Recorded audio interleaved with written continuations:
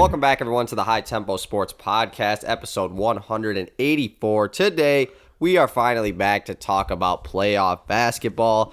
Quick couple of disclaimers. It's been a while since we talked about playoff basketball because our last episode was a strict football episode. We have not even talked about the second round really at all on the podcast yet. For a few reasons, it's just a busy time of the year right now. Finals week. Easton's got a lot going on with basketball. And as you can probably hear from my voice, I'm very stuffy right now. So I'm feeling better, but I'm still, you can definitely tell my voice. So if I'm sniffling and coughing a little bit, sorry about that. I'm going to do my best to keep it under control. But there's nothing worse than this time of the year for us fellow podcasters. Yeah, exactly. Because all of a sudden my allergies start going crazy. I've been lucky because I've been in the gym the last few days, but usually my allergies are the ones going crazy. Same, yeah. I just started mowing lawns this week, so that totally does not help it at all. But I'm feeling better. I just still sound like I'm very congested, which I am. But so sorry about that. Just a quick disclaimer. Second disclaimer: we are recording on Sunday morning right now, or Sunday around 12 o'clock. So by the time this does come out, it probably the Sunday games have probably happened or are happening. So just so you know, as we are recording this, this is while all game threes. We're through game 3 of all 4 series. So we figured that would be a good point to talk about this second round and get into it. So is there anything else we need to say before we start talking about it? Go Lions. I mean, that's one of the other reasons we haven't been talking playoffs is because so much has been going on in the Lions. We've been discussing the Lions for a while now with the draft, and now we're back to basketball for the next time being. Yeah, if you missed our last episode, go check it out. We did a full draft, Lions draft recap, and I think we will have another type of episode like that at some point with Booher, to get his analysis on everything that went down. Maybe that can come a little bit later as we get closer to training camp, something like that. We'll see about that. Before we talk about playoff things, we just have a couple of news. Speaking of Lions, by the way, Amon-Ra St. Brown at the Lakers game last night, sitting right behind the Lakers bench. There's this picture where they zoomed in on LeBron on the bench, and Amon-Ra's just like right behind him. It was really funny. Him and Marvin Jones and Keenan Allen, they were there together. But let's talk about a couple news things that have happened before we talk about the playoffs. The Milwaukee Bucks have gotten rid of Coach Mike Budenholzer. This was kind of expected after their surprising first-round loss to the Miami Heat, who are now obviously in the second round. This was, like I said, it was kind of expected just because Bud kind of took the flack for not making any changes throughout the series at all. And he, other than winning the championship, obviously, which definitely helps, he has been a kind of a guy that's been on the hot seat for some time, even though he's been such a successful coach. I think he has like one of the highest winning percentages in the regular season of a coach, like of all time. Yeah, he probably, I mean, with the Hawks, with how good they were in the regular season. And we all knew, I mean, Coach Bud, right before the championship, we all thought he was gone. And it's been the same thing his whole career, is the lack of adjustments when it comes to a playoff series.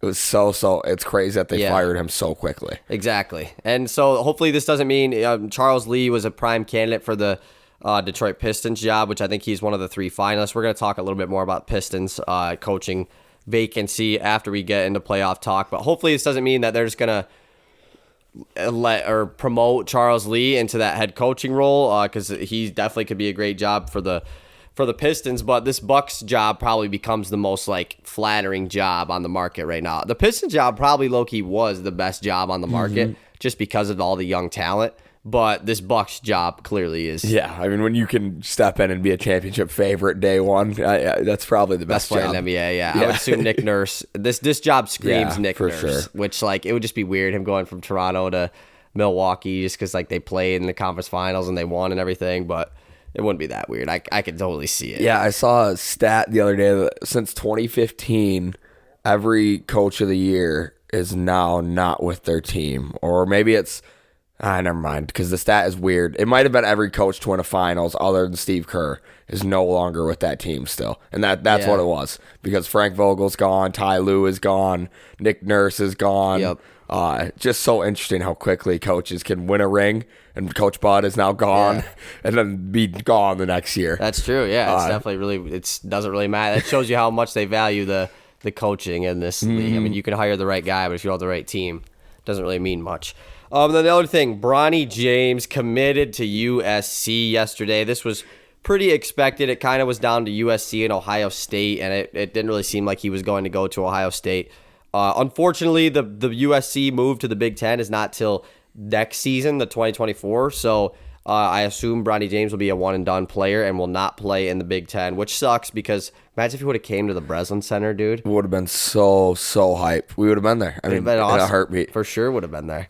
Oh, my God. And it really sucks that this is the case. Maybe he stays for 2 years, though. Hopefully. I mean, there's a chance. There's a little chance. But this team is like got the loaded freshman between Boogie Ellis and Isaiah Collier. Yep. This team should be a lot of fun to watch. They should be fun. I'm interested to see how those three play because they're all three small guards. So I don't know if I would assume that one of them comes off the bench. Obviously, Boogie Ellis can't because he's been there. Mm-hmm. Isaiah Collier's #1 player in the country. But you have LeBron James' son. So, like, who do you – what is the pecking order there? Maybe you just decide to start all three of them. Who knows? We'll see how USC handles that. I'm excited to see how that goes down. All right, let's get into some playoff basketball talk today. At 3:30, we have the 3-seeded Philadelphia 76ers taking on the Celtics. Celtics are up 2-1. This is going to be a fun series, a fun game because this is a pivotal game for the Philadelphia 76ers. You do not want to go down 3-1, headed back to Boston. In game one, we had this epic James Harden performance with Joel Embiid out. Since Joel Embiid has returned to lineup, Harden has not been that player, and they've lost both games in game 2 and 3. So I'm interested to see how this series goes, but I feel like the Celtics are going to end up taking this series. I just don't know who wins this game. This is a really important game. Yeah, it's a must-win game, no doubt, for the Philadelphia 76ers. The Celtics haven't looked, honestly, like that good, that dominant, especially losing to a Joel Embiid-less Philadelphia 76ers team. Their defense just isn't at the same level that it feels like it was last year. But I still think they're going to take the series. I mean, Jaylen Brown and Jason Tatum combined for 50 in game 3. I think they probably need to get those numbers up with those two. To me, they should be combining for 60 in playoff basketball games. But it just hasn't happened yet.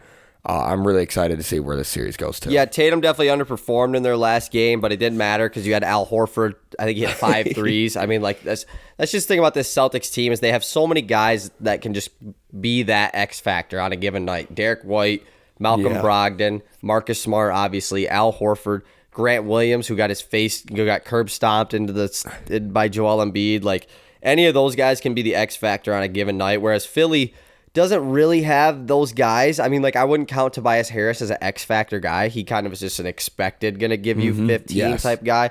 DeAnthony Melton definitely probably has been that guy for them so far, but they don't have the random role players that can, not random, I shouldn't say that, because all the Celtics role players are probably the best role players in the league. For sure, yeah. Derek White is incredible at the game, and he plays so well with those guys.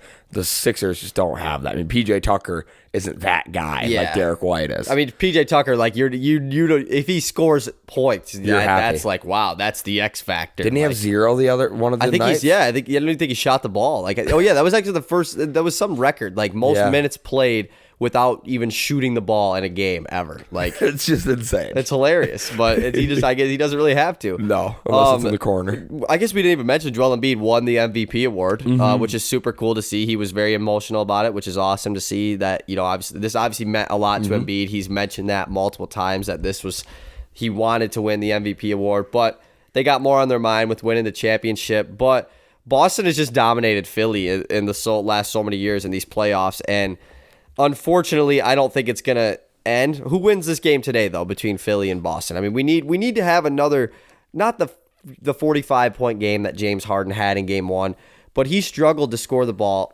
ever since Embiid has been back, and Embiid hasn't really had that dominant game yet. Obviously, Boston is trying to prevent that, but who wins this game today, and then who wins the series? Backs against the wall, home court advantage, need to tie the series up 2-2. I am going to go with Philly in this game, but Boston's going to end up winning the series. But I could see the gentleman's sweep here, and they go up, and they could win this game and then win the next one and just series over. But I'm really hoping this goes 6 or 7. Yeah, I think this will go at least 6. I feel like Philly, I don't know, because if Boston wins today, I mean, it's probably over. It's over. But Boston was weird because in the first series, they were up 3-1 on the Hawks, go back to their own place for game 5 to close it out and lose to a team that didn't, like, DeJounte Murray wasn't even playing. He was suspended. So, excuse me. So Boston obviously is a little bit different. The Hawks are much less of a threat than the Philadelphia 76ers are. Mm-hmm. But did I say they're less of a threat? Yeah. So I think Philly wins today too. I agree with you. I think that Harden is going to have a better game today. And Embiid has definitely just got to get it going early, which he can do. Obviously, he won the MVP award, so it's like he needs to show that he is the MVP of the league. Going with Philly, but yeah, I'm going to say Boston probably also ends up winning this series. And then the other game today at 8 o'clock tonight, we have the Denver Nuggets, who are up 2-1 over the Phoenix Suns. Game 4 in Phoenix. This is a crucial game here. Last game, we had an epic performance out of Devin Booker. Probably one of the best games. Obviously, the Jimmy Butler game was probably the best one so far this playoffs, but Devin Booker put on a show. Him and Kevin Durant, I'm pretty sure, were the only Suns in double figures in that game, and yet they still won huge, which is just hilarious. But the Nuggets have looked really good. Jokic has played very well. Jamal Murray has played very well. Aaron Gordon has done a phenomenal job on Kevin Durant. But this is another really important game because if Denver takes this one, it goes back to Denver up 3-1. Not something that you want to happen if you're the Phoenix Suns. Especially in Denver. I mean, Denver has the home court advantage of being so high, it's harder to breathe, all of that stuff. Jokic has looked incredible this series, but I mean, Devin Booker has now solidified himself as the number 1 shooting guard in the NBA. It's not even close. 20 of 25 shooting for 47 points is ridiculous from a 6'6" guard. And he didn't shoot them free throws he didn't shoot any free throws to the last 10 seconds left of the game, shot 2 free throws. That's one of the most incredible stat lines I've ever seen in the playoffs. To miss 5 shots. I don't think people realize how hard that is to do. To make 20 shots is that is a lot of only shots. For 47 points. That's all mid-range buckets. Just getting to the mid-range, getting to your spots, rising up and knocking them down. He has been incredible this series. I've really, really gone back to the Devin Booker. This guy is awesome train. He is so much fun to watch when he's balling the way he is. And he had 9 assists, 6 rebounds to go around with his 47 points. So impressive. I really hope Phoenix wins this game because I want this to be the 7-game series with the way Jokic and D-Book are both playing. I can't get cut short of that. I need to see more. Jokic, again, has also been unreal. He looks unstoppable at some moments because he gets the ball and it's just so slow and lull. Oh, I'm going to lift my leg, do a little Dirk fade, and it's money. Right. And it feels unguardable. One of the top actions in the last 8 years or 10 years in the NBA basketball is the Jokic post-up, and you can totally see why in this series. Because there's so many opportunities, especially if he gets in that high elbow area where he's got so much to, if he gets it in the short corner, you could kind of limit him a little bit, but you get him in the middle of the floor, there's nothing you can do. He's going to score on whoever is guarding him. You send a double, he's going to find the open guy. And they have such good ball movement there. Unless Michael Porter Jr. catches it, he will not make the extra pass. But he'll probably make it, though, either way. So, this is going to be the Suns. Their formula last game to win was not really what you wanted it to be. Because it hasn't been the whole series. It really hasn't, because with Chris Paul being out, which I don't know if he's been officially ruled out for tonight's game. It sounds like he is going to be out, though. I'm pretty sure he's doubtful. But at this current moment, he has not been officially ruled out. So there is a world where he plays. But even with him or without him, they really need to do one of two things. One, get KD going early, because it's something I talked to Ivan about. Ivan obviously is a Suns fan. KD has started out almost every single game 0 for 6, 1 for 6, 1 for 7, and then he has to get it going. But when you already are off that bad start and the type of shots KD takes, which are the toughest shots on planet Earth, it's hard to find that consistency that KD is used to. Luckily, Devin Booker has been phenomenal, so it's paid off. It takes a little bit of pressure off KD, obviously. But they got to, if you can't get KD going early, you got to get, the thing that they had in series against the Clippers, that DeAndre Ayton mid-range shot. It was there all series. Zubac is sagging off. Even Plumlee was given space. And Ayton is one of the best mid-range shooting centers in the whole NBA. He'll make you pay. Jokic hasn't been giving him that shot at all this series. So you can't really get Ayton going because he doesn't he doesn't finish very well around the rim. So funny to say that about a guy like DeAndre. Yeah, I mean, he has that really good like push floater shot. Like that's a shot that I always talk about with like Duren and Beef Stew. Like if they get that, I'm going on a tangent here, but like little push, one-handed push shot, like from 8 feet away from the basket, like that's such a valuable awesome shot too. And Ayton's really good at that, and he's good at the mid-range shot as well. But Jokic has not been allowing that on him this series at all. So Ayton can't get going. Torrey Craig was knocking down threes in the series against the Clippers. He can't get that going. Who else is going to be able to score for this Phoenix Suns team when you have, like, you can't rely on Devin Booker to have 45 again, you know? Whereas, obviously, they still won the game pretty handedly. It got close at the end a little bit, but if KD continues to, because Aaron Gordon is just doing a great job. It's not like KD sucks or anything. Christian obviously. Brown did really well the one game. Yeah, exactly. He did really, really well. Bruce Brown has done a good job as well. Like they're throwing different bodies at him. Even Michael Porter Jr. gets his times. But when you're really letting Devin Booker do most of the scoring, it at some point, like, he's not going to be able to do it all. I mean, if I'm the Nuggets, I am okay with losing a game the way you did the last game. I'm fine with that. If you have to beat me taking tough mid-range shots the entire game, then you're just a really good player. As long as they're not shooting threes and getting layups, you have to live with those shots, those mid-range shots. It feels like the Suns' formula for winning is to just, well, I guess we're going to get to the mid-range. We're going to take some tough-ass shots. We're going to rely on KD and Devin Booker to make them. If they don't, we're screwed because they don't have much of an offensive system where they get easy looks for everybody. If the Nuggets, everybody gets an easy look throughout the game, and a lot of them, everybody, and that's the way Jokic plays. The Suns don't get that. It feels like they take a lot of hard shots, which they do every good shot makers, possession, and they do. I just don't think it's the formula to win a championship. I think at some point you have to get the easy buckets. You got to make some threes. This is something the Suns have not done all year, is make threes. They don't shoot them, it's a math game. It's a numbers game. One team shoots them and makes them. It's worth more points. I find this series super interesting because we're watching two different styles of basketball really clash. I think I'm really hopeful the Suns can win today. Yeah. I really hope Devin Booker comes out and balls out, but I just don't know. It's so much to rely on that type of player for that. And, like, we haven't gotten the big KD game yet, too, and it has to come at some point, and maybe it's tonight. I think it definitely could be tonight, but if he gets going, and, like, the threes thing, like, definitely plays a role, but, like, last game, Phoenix shot a lot of threes, and they made a lot of threes, so it's, like, it just kind of, but it was a lot of Devin Booker hitting a lot of threes, you know, where he took a lot more threes in last game than he has prior in the series, so it's going to be interesting to see, and if you can just get somebody else going, if it's Damian Lee, if it's Cam Payne, you know, who probably is going to start again tonight if Chris Paul is out. Like, they got to just have somebody else hit timely shots like they did in the first series.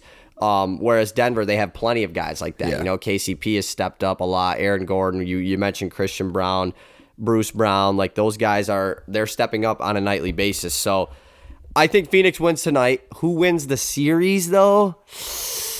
Oh, it's hard. I think Phoenix for sure could definitely still win. Like, 1,000%. For sure. This series is not out of reach. But Denver, I mean, they probably look like the best team standing in the playoffs right now, you know? So I would say that. They're right now, they're my favorite to win it all. Yeah. Right now with the way they've been playing, but that's obvious. Yeah. So I'm gonna come back because I have a question that we'll make after we do go through all these series. So I'll come back to this: who wins the Denver Phoenix series? What did you think of Jacques Landale? With DeAndre Ayton getting subbed out at the end of that game for Jacques Landale. Yeah, that's a huge story for a guy that you're paying all the money you paid him, didn't really want to be there in the first place, and now all of a sudden we're back to the playoffs and we're back to sitting him at the end of games. Yeah, I mean they put him in. They put him in and said, "Hey, we're gonna try again. Jacques Landale's had a great game. We're gonna put you in with 8 minutes to go. Let's see what you do." Oh man, 3 minutes later they're like, "Oh no, we need Jacques Landale back in the game." Ayton he struggles to rebound. It's that simple, you know. Like, you have guys like KD who has been getting a lot of rebounds in this series because DeAndre Ayton does not rebound the ball at a high level compared to Nikola Jokic, you know. So like, there's so many second opportunities, especially and if like let's say Phoenix advances and takes on the Warriors in the next round, like hypothetically, Suns Warriors. Like the offensive rebound, we saw how much that killed the Kings against the Warriors. Like it would destroy Phoenix just because of the second chance opportunities. Guys like Looney and Green, they're not going up right away after they get that. They're finding other guys. For threes. Denver's the same way. I mean, Jokic, obviously, if he gets offensive rebound, he's going to put it back up. But he has the vision, he senses where Michael Porter Jr. is. And Michael Porter Jr., he crashes the boards too. Yeah, he does. Aaron Gordon has been rebounding the ball well. Like, that's the one part about Phoenix that is tough is the rebounding, because like Kevin Durant has rebounded the ball well for sure, but he's playing that 4 spot, and then you have a center that isn't the greatest rebounder as well. When you're playing a team that rebounds the ball at a very high level and they get out and transition and run, it's not a formula for Ayton to get minutes, So, but obviously he has to be out there still just because of Jokic, And I think Ayton has done a solid job on Jokic defensively. It's just the rebounding is definitely, he just gets out hustled, And that's what it is. Yeah. He doesn't just go get the ball. Jokic is always going and getting it. And I think that's a big part of rebounding that's, I would say, underrated, is just a player's ability to go get the thing. Okay, it's in the air. Who's going to come down with it? Because a lot of times it's a 50-50 ball. DeAndre Ayton doesn't get those. Right. It's so weird with how he came out of the college. This is David Robinson, and now he can't rebound the ball very well. Especially, and I think it's hilarious against Jokic. He struggles so badly. I mean, I know Jokic is so strong, but he can't jump. I mean, he doesn't jump. You can barely. He just does that tap. He'll tap it around until he gets it. Yeah, that's what he's good at. So we'll see what happens with this game tonight. But yeah, I think Phoenix wins tonight. I think they feed off of the game they had last game. But Denver's definitely going to be honed in on Devin Booker, especially after last game. Maybe that allows KD to go off, because it seems like it has been, we are stopping KD. Like that's been the memo for the Nuggets, and it's worked. But Devin Booker is now allowed to get in his bag and just go off every single one of these games. I mean, he's averaged like 36 points in these playoffs. Like, that's unreal. So we'll see what happens tonight. I'm going to say Phoenix wins tonight. I'm going to go Denver wins tonight. I think Denver has looked really, really good. I think they're going to make their correct adjustments to make maybe Christian Brown plays a little bit more, and maybe he guards Devin Booker. Maybe you give him a shot on Devin Booker. This team has a lot of great wing defenders between Bruce Brown, KCP, Christian Brown. I mean, Aaron Gordon's even a great wing defender. Yeah. I don't think you'd stick him on deep book, but they have a lot of options. I just want to see them rotate through them and see which one's working for them, or maybe just keep fresh legs on them all game. I'm really excited to watch that game today. Yeah, definitely. This is going to be a really good one. And then moving on to the games tomorrow that happened yesterday on Saturday, we have out in the Eastern Conference, the Miami Heat took a 2-1 game lead over the New York Knicks. They play at 7:30 on Monday night. In Game 3, this was a game the Heat kind of just were winning from the jump. This has been a tough series to read because obviously in Game 1, no Julius Randle. And then in Game 2, no Jimmy Butler. And they split those, so it was like you really can't tell what's going to happen in this series going forward. We had the first healthy game between these two teams, and Miami just had it going from the jump. Yeah. They got out to a 10-15 point lead, and it kind of stayed that way the whole game. No one could get it going for the Knicks. Jalen Brunson is only 20-point scorer. This has been a low-scoring series. Obviously, we expect that with these two teams. I mean, these are two very physical teams that rebound the ball really well.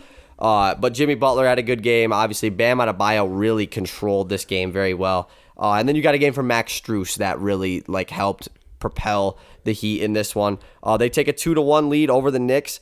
This series just screams Game 7. It has to. Yeah. These teams feel so evenly matched and feel so up in the air. It's just whoever's having a good game. I thought Jalen Brunson was going to come into this series and just dominate the Miami Heat. I thought they weren't going to have an answer for him. Gabe Vincent has really, really impressed me this series. I think he's done a great job, even though he had 4 points or something the other night. Say, Game 3, he definitely struggled shooting the ball, but the other things he does, the fact that he's now he's got the starting role over Kyle Lowry is crazy to me. And Kyle Lowry actually had a great game off the bench. He's been good in these playoffs, surprisingly. But Gabe Vincent, he's really impressed me. I thought Jalen Brunson was going to dominate. Jalen Brunson hasn't done that. It's just been two good teams going at it, and it's a lot of fun to watch. Yeah, I don't know who I'm gonna. I mean, we're not gonna predict the next game just because it's on Monday or anything. For this series, though, dude, I feel like the Heat just are gonna win. Me too. Okay, here's the question: could you see either one of these teams making the NBA Finals? No. No. But like, if you had to, like, what team could you see making the finals over the other one? Miami, right? Yeah, 1,000%. So like, that's why I think Miami's going to win this series, even though like the Knicks are probably the better team. They're more well-rounded. They have more options. But Miami, we know that it wouldn't shock us for them to make the finals. And that sounds really weird to say, but it's like, I saw something today too that was really funny. All the teams that are in the lead in these series are the 4 conference finals teams from the bubble, actually. Nuggets, Lakers, Heat, and Celtics, which is just like kind of cool that it's well, the bubble is fraudulent. Yeah, exactly. It didn't exist. But it's whatever. But now that we're not in it, and the teams are still good, and the teams are all like the same for the most part, like except for the Lakers. I mean, the Lakers are pretty similar. Like they're still led by LeBron and AD. Yeah, and then just role players around. Yeah, exactly. Really good role players. They're basically all built the exact teams. same. Yeah. So, but yeah, Heat, Knicks. I'm gonna say the Heat win this series. The Knicks just have to get more scoring from other guys in this game 4, because the defense from the Heat is obviously going to be there. They're going to be up in your face. So was the Knicks, though. So I'm excited to see game 4 of this one. I'm going to go Knicks in this series. I just want to see New York. I've never seen it before. I want to see them in the conference finals. I want to see the energy.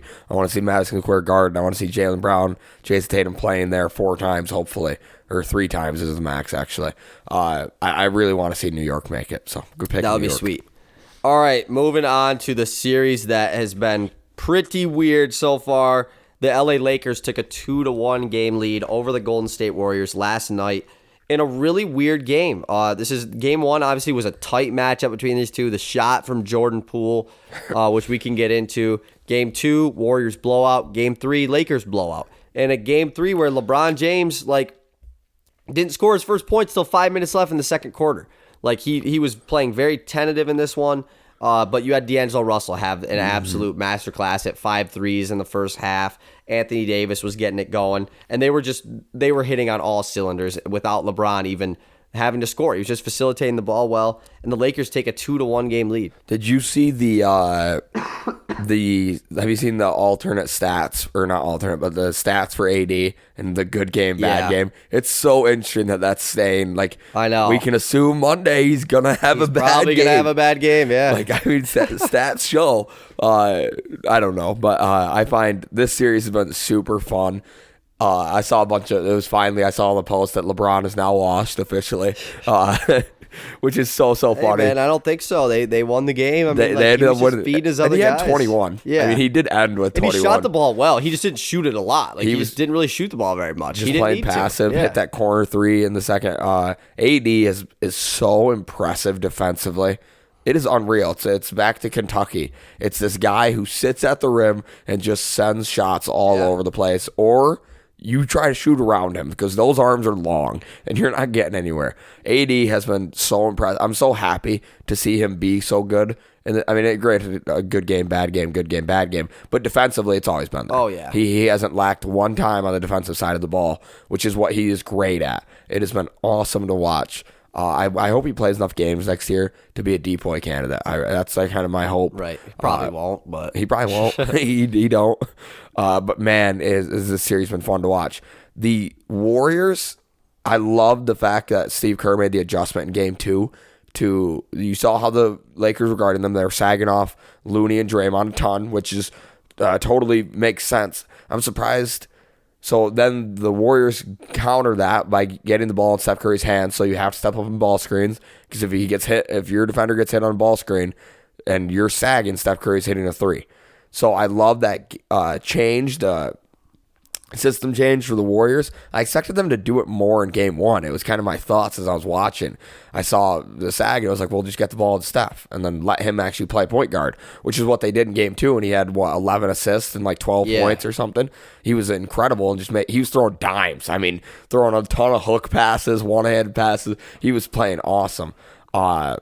I hope they continue to do that. It's clearly the answer. We saw Lonnie Walker get minutes for the Lakers the other day, and he balled out with his opportunity, which is so cool. Max Christie got in the game last night too. It was cool to see. That is, I didn't know that Max Christie played some minutes. Garbage time. Yeah, I think that Jared Vanderbilt has done a phenomenal job as well. It's so fun to watch him guard Steph Curry just because of his size. I mean, he is a 6'9" large guy that is fast enough to keep up with Steph Curry. It's It's really awesome to be him and get that role to guard Steph Curry. It's got to be an honor because you know how difficult it's going to be. And I think he's done a great job. This series has been weird, though. I mean, back to game one, I want to talk about, because we haven't got a chance to talk about this, the Jordan Poole shot. Obviously, the Lakers were up by 3 points, and Steph Curry's being heavily denied. Ball gets swung to Jordan Poole, who is open on the wing, pretty deep, probably a near 30-foot jump shot, probably, with about 8 seconds on the clock, misses it. And the Lakers steal game one. Obviously, it's old news at this point because they ended up winning game two, so it's not like it was the end of the world or anything. Yeah. But what did you think about that play? Because it's a pretty controversial topic right now. Yeah, immediate reaction, what a terrible decision. But what really happened on that play was Draymond Green, Jordan Poole took way too long to get over half court and allowed Steph Curry to be double teamed. If they cross half court, it probably is a lot harder to double Steph Curry. But Jordan Poole is open. Whether you like it or not, that guy makes $25 million a year to make jump shots. I don't think it's a bad shot. I think, could he have stepped in? Probably. I don't know, but probably. I definitely don't think it was a bad idea to try to step in or just pump fake, because I don't know who did the closeout, but they went flying on the closeout. Probably could have pump fake, take a step in. You had a lot of time on the clock to get a better look. That was the issue. It wasn't a second on the clock and he had to shoot it. He had 8 seconds left to probably get a better look. The Lakers were already scrambling defensively. You definitely probably could have gotten a better three. So I'm gonna say bad shot for that point, because you definitely probably can get a better look. See, I kind of disagree. You cannot count on getting a better look, though. You know, like because the worst thing to me is at end of games when you don't even get the shot. Look. You know, like that is the worst part of an end of game. Especially that play wasn't necessarily drawn up, obviously, but like when you draw something up and then don't even get a chance to get the shot off, like that is so frustrating. You know, as a fan, just as watching the game. I really don't think it was a bad shot, like at all. Like I understand, yeah, it's deep as hell. Like, but if it's the fact that it's Jordan Poole. That's why everyone has a problem with it, you Facts. know, because he's been this guy that, you know, has been poor offensively, where he makes a lot of flashy plays and makes some bad decisions. Yeah, offensively, definitely no makes doubt. some bad decisions, especially in an efficient offense like the Warriors. But Jordan Poole also had 6 made threes in the game. You know, like he was having one of his better playoff games so far, if not his best playoff game of this series or of this playoff so far.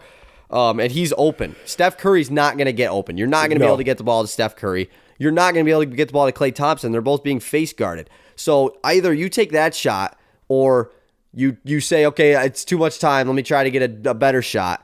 And who are you going to get the ball to? Draymond? Yeah, exactly. You know, Poole's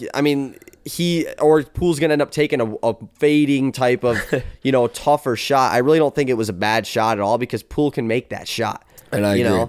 So it just sucks that he missed it. Yeah, you know? Like that's the only thing. It's totally different if he makes. I mean, obviously. Yeah, but it's old news, so it's not that big of a deal. But I just thought that was interesting that people are just so frustrated at that shot of his, because I just really don't think it's that crazy of a shot. No, and I didn't think so either. Like I remember it was Channing Frye and who was Channing Frye and Taylor Rooks with they were terrible. Tyrese Halliburton. Oh, that's terrible. I love that Tyrese was sitting there like, no, that wasn't that bad. Like I really didn't think it was that bad. I didn't think he was like too deep to shoot it. That's the thing. When it went off his hands, I was like, it's got a chance. Yeah, like, exactly. It's a good looking shot. He doesn't shoot that and you're like, oh, no way in hell that goes in. Exactly. Like, you know that, like, oh, that could go in. Like, yeah.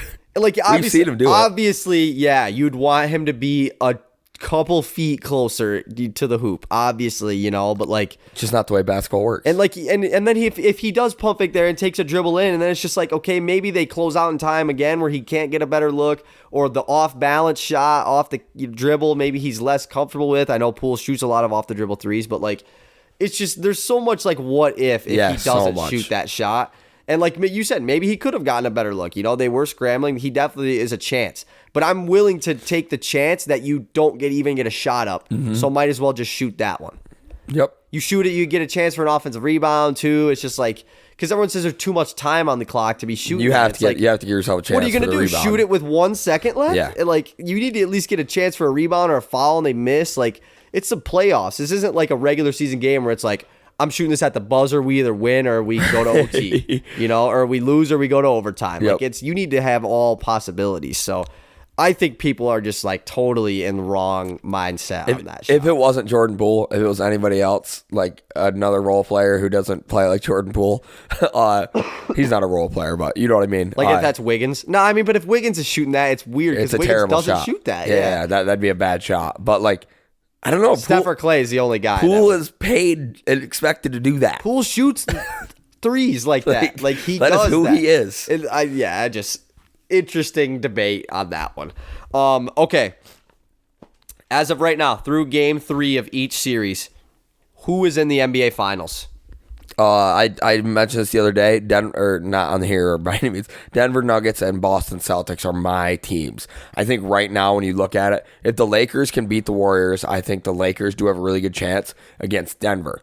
Now, if the Suns beat Denver, I don't think the Lakers have as good of a chance against the Suns. Right. I think Jokic is a serious problem. I think he'd be a matchup issue for the Warriors. I think Kevon Looney is great, but I could really see Jokic just going to work on Kevon Looney and playing. But they really beat him well last year in the playoffs, but obviously no Jamal Murray or Michael Porter Jr. in that series. And that's a big difference. Yeah. A huge difference. And then Boston on the other side is just clearly the best team remaining in the East. With Milwaukee, I feel like the moment Milwaukee got bounced, it was like, I guess it's Boston's East now. Who's going to stop Boston? And that's the question.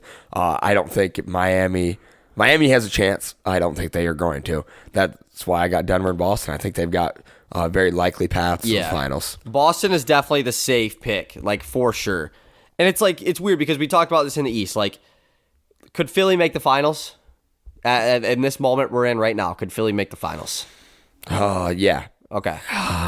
But it's not a confident yes. No, not at all. The Knicks, you say no. No. The Heat is not a confident yes. Yeah, just like Philly. Philly. Boston's the only one where we're like, yeah.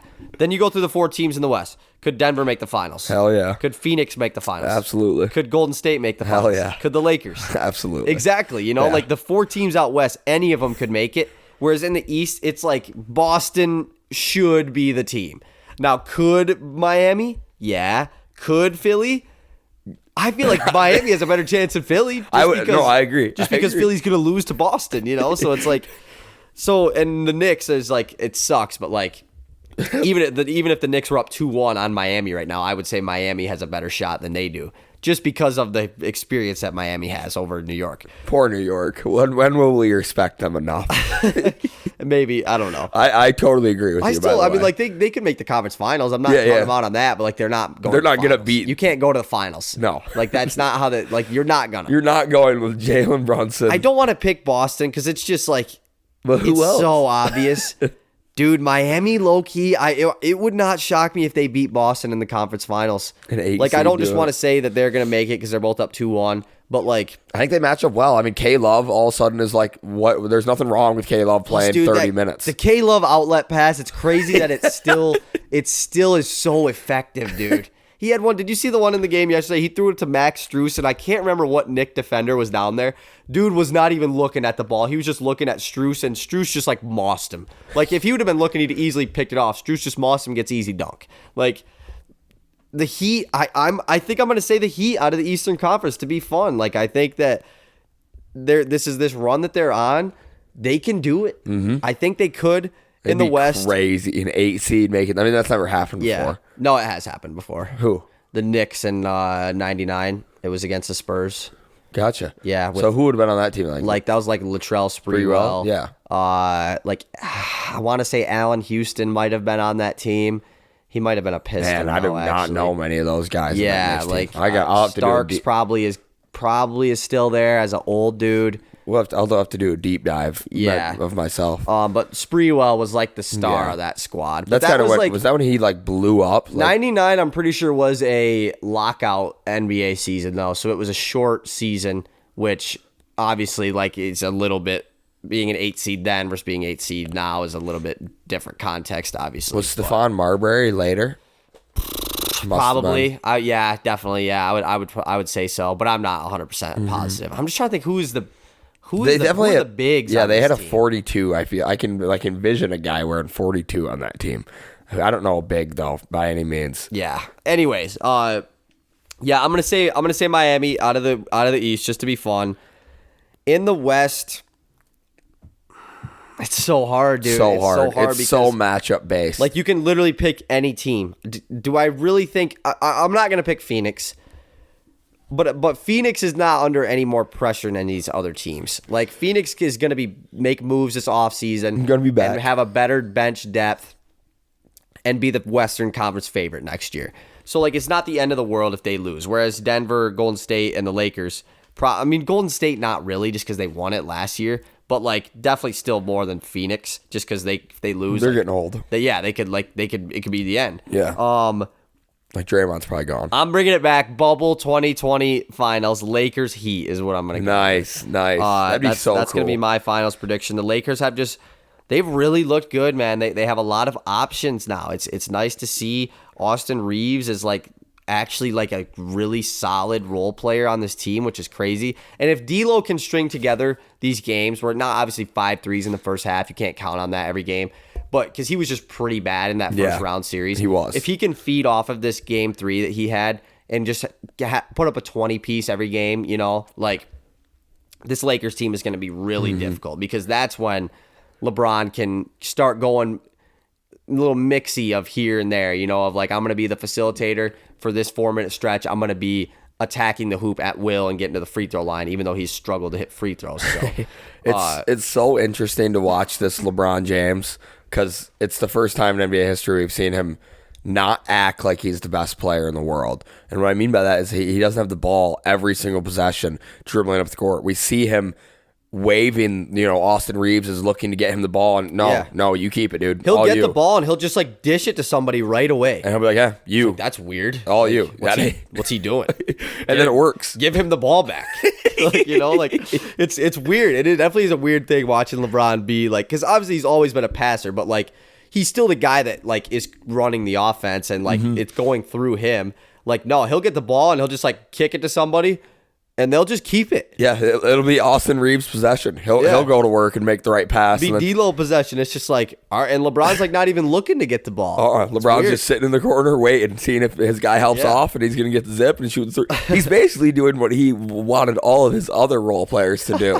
He's become the best role player in basketball history. Oh, I don't know about that. That might be too far. And because he's not that. He's still averaging 25 a game in these playoffs. All right, I have a trivia question for you. Through the game 3 of all 4 of these series, just up to this point, give me the top 8 players in 3-pointers made in the playoffs. Ooh. Up to this point, I say top 8 because the first 4 guys tied at 5th. So, Klay Thompson, number 2 at 43. Steph Curry, number 1 at 47. The drop off from them two is pretty hilarious. Austin Reeves? No. Trying to think. D-Book? Devin Booker is tied for 5th. 23. I didn't really expect him to be on there. I'm trying to think of the nugget who's going to be there. I don't want. I'm trying to get that player right. MPJ? No. Jamal Murray? Yep. Okay. He is 4th with 25. So I've got 4 of the 8. Yep. Yes. You have the guy that's at 3rd, and then the 3 others tied for 5th. I'm going to say Gabe Vincent. Gabe Vincent is one of the tied for 5th guys. That makes me feel good. He's the only obscure guy. Everyone else is a guy you'd guess. Like KD? No. No, I wouldn't guess him anyways. Is LeBron on here? No, LeBron has shot the ball really poorly from 3. Jason Tatum. Tatum is 3rd with 28. Jaylen Brown. Yeah, Jaylen Brown is tied for 5th as well. Yeah, Tatum is 15 less threes than Klay Thompson, and they're 1 spot apart. That is insane. Hilarious.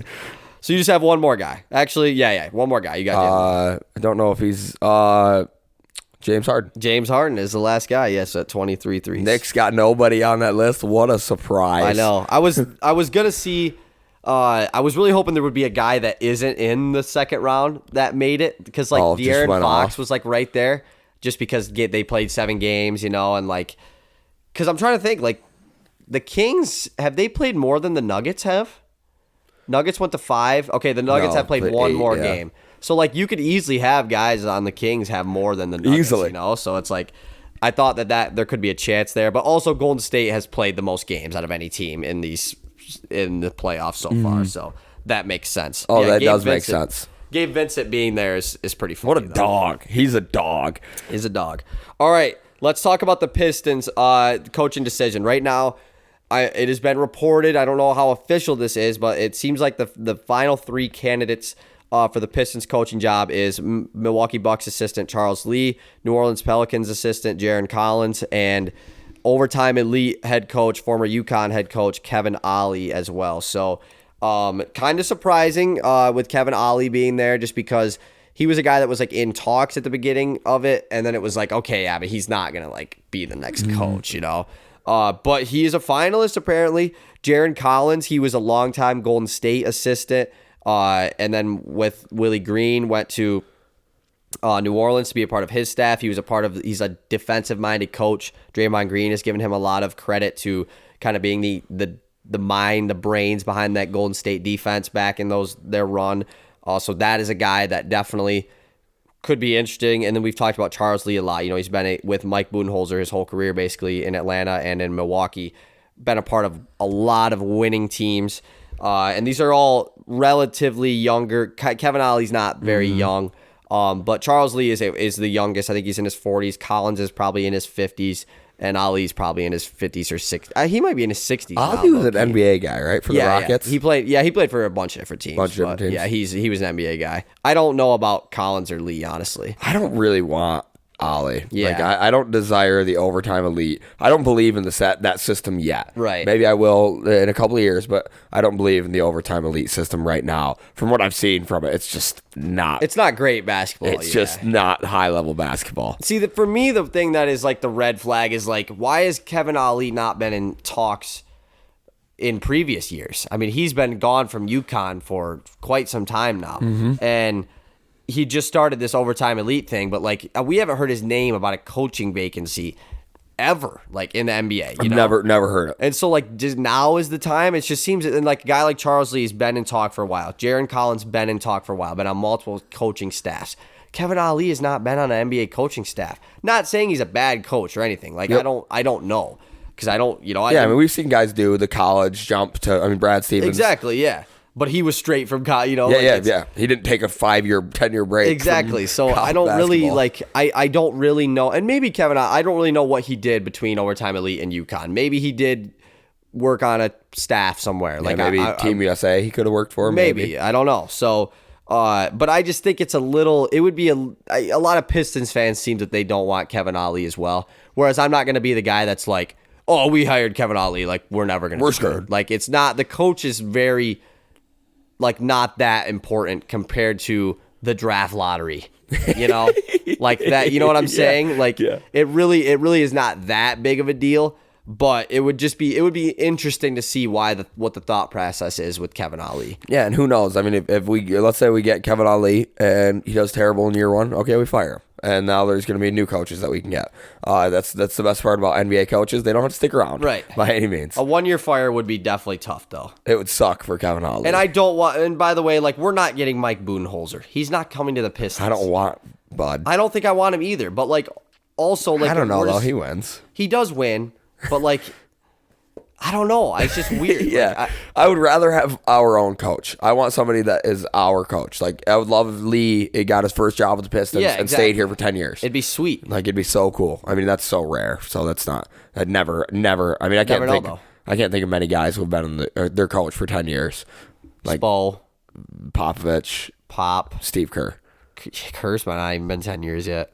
It's probably close, but though, he right? will be. Yeah, definitely close. Will be. Yeah, like, is there any other teams? I don't think so. Not that I can think of. Michael Malone has been with the Nuggets for a while, but not 10 years. Mm-hmm. Yeah. No, there's definitely not a team. Definitely, I don't think we're missing anybody. Yeah, I don't think so either. So, speaking of the Pistons, and I don't think that their coaching decision will happen before the draft lottery, but the draft lottery is on May 16th, day before Easton's birthday, so we could get a nice birthday present for you. That would be awesome. What day is that? Tuesday? Yeah. Is your birthday Wednesday? Yeah. So Tuesday, May 16th, that is almost about 10 days from now, something like that. I don't know what today is. Today's the 7th. Last time we did an episode, though, we did a tankathon on a live tankathon lottery simulation on the podcast. The Pistons got screwed over and fell to pick 4, and the Charlotte Hornets won the lottery with the Bulls and Mavericks jumping into the top 3, which if that happens, I'll be mad.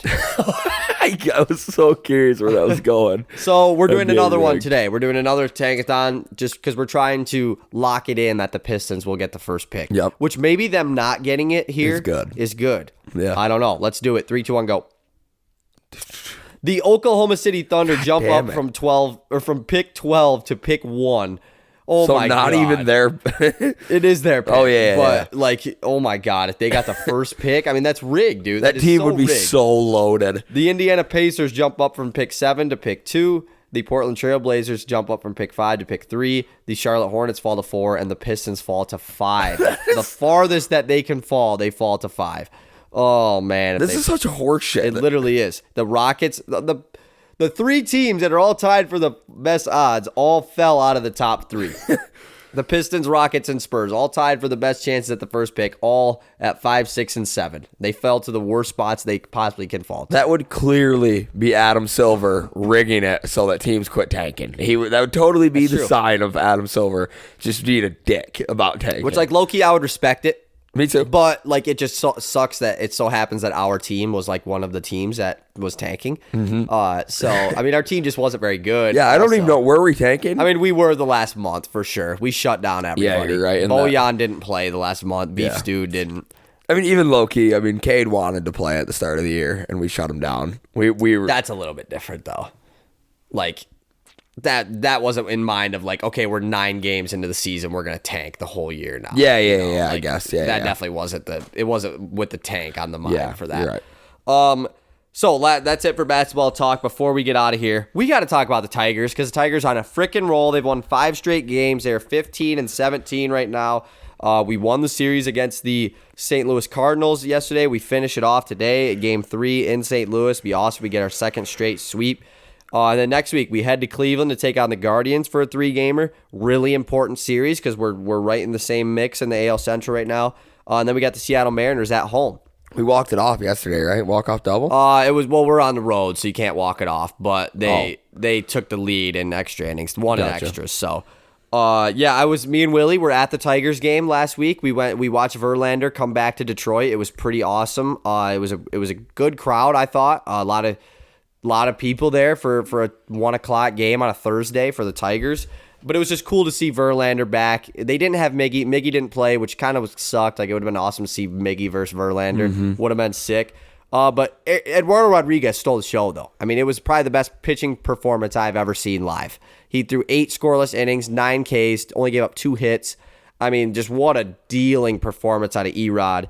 And Javier Baez, home run. Landed about me to the end of that couch away. It was insane. We went back and watched the replay, and you can see me right on TV.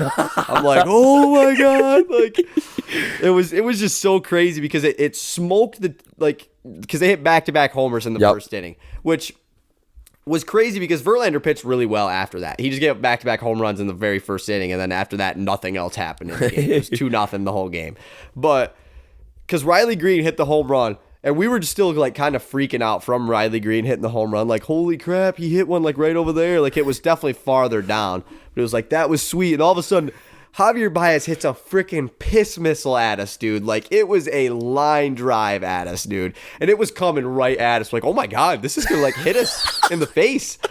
And then it just curves and smokes the seat. No, it was a seat that Nolan was sitting in. Smokes the seat and goes right back out onto the field. And Starling Marte did not throw it back up into the crowd, so he was getting heckled the whole rest of the game. That is awesome. But it was just so crazy. Like, that is insane, because I don't know what it's like to have a baseball hit at you that hard. I mean, it was like... was there fear? Like, there was major fear. Because me and Willie both didn't bring our gloves. We were going to, both forgot them. So we're like, crap, what do we do if a ball gets hit us? We're like, we're gonna try barehand it. Like, that's, we said that. Oh, yeah. But like, when that ball's coming at you, dude... Like, it is coming in hot. And there was a bunch of old dudes, like, sitting, and this is going to sound rough to say, like it is. like they were sitting in the row right behind the row that it hit. Like they didn't move. Like they just sat there and watched it. Like if that hits one of them dudes, like I'm scared for them. Yeah, you know, for like sure. I'm definitely like, whoa, like are you okay?